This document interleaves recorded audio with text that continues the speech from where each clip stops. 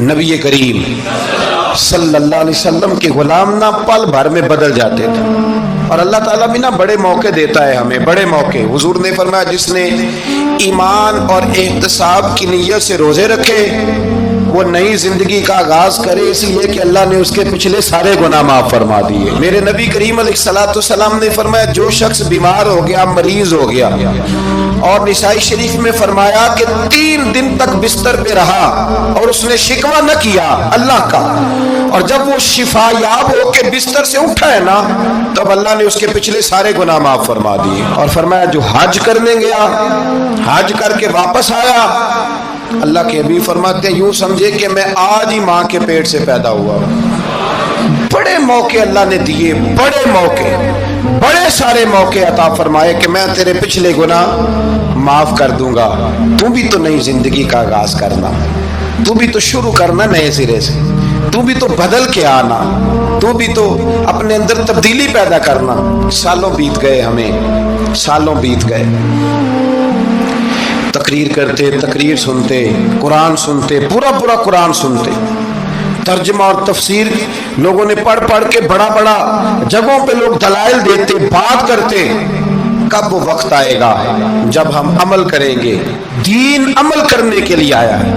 جو حکم میرے نبی پاک کے غلاموں کو ملا انہوں نے عمل کر کے دکھایا, انہوں نے عمل کر کے دکھایا. وہ عمل کے میدان کے لوگ تھے. حضرت ابوبکر صدیق سے زیادہ روایات مروی نہیں ہیں, اگر ڈھونڈنے نکلو گے تو زیادہ قول نہیں ملیں گے ان کے. حضرت عمر فاروق کے زیادہ اقوال, زیادہ ارشادات آپ کو نہیں ملیں گے. حضرت سیدنا عثمان غنی کی زیادہ باتیں آپ کو نہیں ملیں گی. ان کا عمل ملے گا, ان کا کردار ملے گا, ان کا لب و لہجہ ملے گا, زندگی گزارنے میں کیا طریقہ اختیار کیا وہ آپ کو ملے گا. اب تو وہ لوگ رخصت ہو گئے جن کے عمل سے لوگ زندگی پکڑتے تھے, عمل سے, کردار سے. تو عمل کا رستہ کب اختیار کریں گے, آگے کب بڑھیں گے؟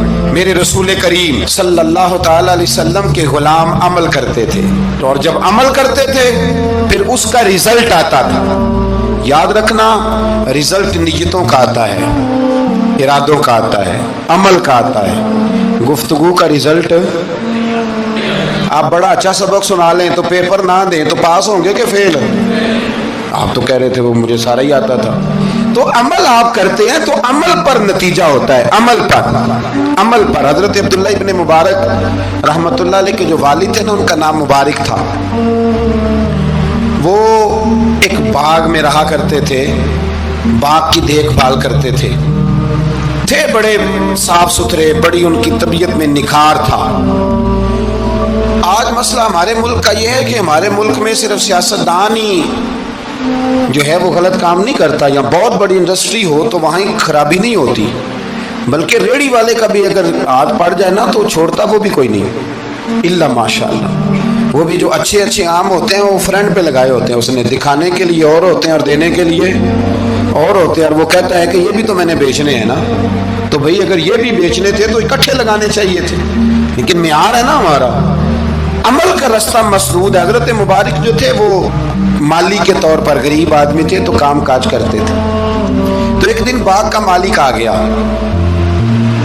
اس نے آ کے آپ سے کہا کہ کنوں کا باغ تھا, اس نے کہا کہ لاؤ ایک. کنوں لا کے دیا تو کھٹا تھا.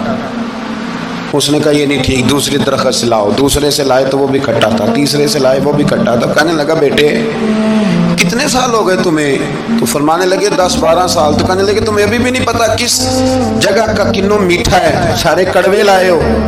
تو آپ فرمانے لگے آپ نے مجھے دیکھ بھال کے لیے رکھا ہوا ہے, کنوں چکھنے کے لیے نہیں رکھا. مجھ سے قسم اٹھا لیں کبھی میں نے چکھا بھی ہو, اس لیے کہ میرے ذمے اور کام.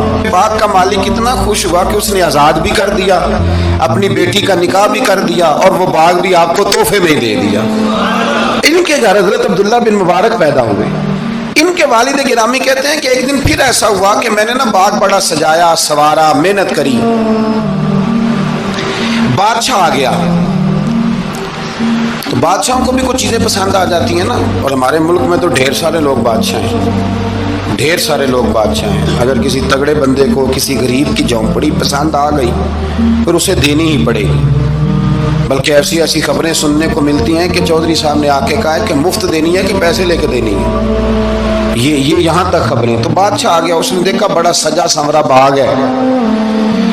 उसने हजरत मुबारक से कहा कि मुझे ना जूस बना के पिलाओ किन्नों का। तो हजरत ने उसे ना जूस दिया, उसने पिया तो बड़ा मज़ा आया। कहने लगा कि गिलास और नहीं देते? तो हजरत और बनाने लगे। तो उसके दिल में ना उससे पहले ख्याल आ गया कि पाक बड़ा शानदार है और फल भी बड़ा मज़ेदार है, तो कब्जा ना कर लूँ, अपना ही ना हो जाए।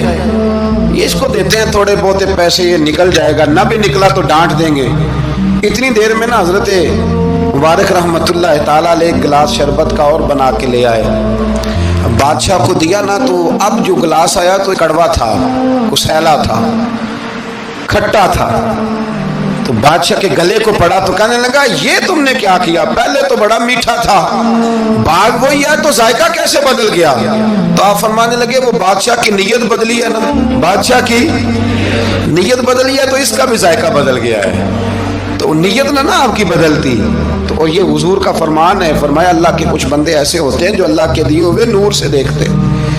कहा आपकी नीयत बदल गई तो इसका जायका बदल गया। अब बादशाह ने दिल में कहा नहीं यार, बंदा कह तो ठीक ही रहा है, ये तो इसकी मेहनत से अल्लाह ने फल दिया, मुझे ऐसा नहीं करना चाहिए। तो हजरत दौड़ के गए तो दूसरा जूस का गिलास बना के लाए। अब दिया तो मीठा था।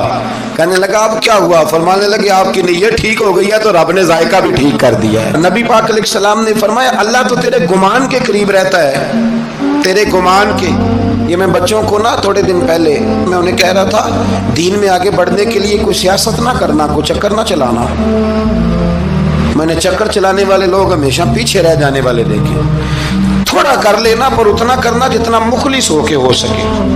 कोई चक्कर चलाना, किसी खाते में पड़ना, इससे बचना, वरना पीछे रह जाओ। मैंने बड़े बड़े तेज लोगों को जिंदगी में जीरो देखा है और बड़े बड़े सादे लोग जिनको 50,000 रुपया गिनना पड़ जाए तो थक जाएं, लेकिन अल्लाह ने उन्हें दिया है तो बगैर हिसाब किताब ही अता फरमाया है। तो हम ना नीयतों के बलबूते पर अमल करें, खाली बातें ना करें। आपका जो अमल होगा वो आसानी कर देगा।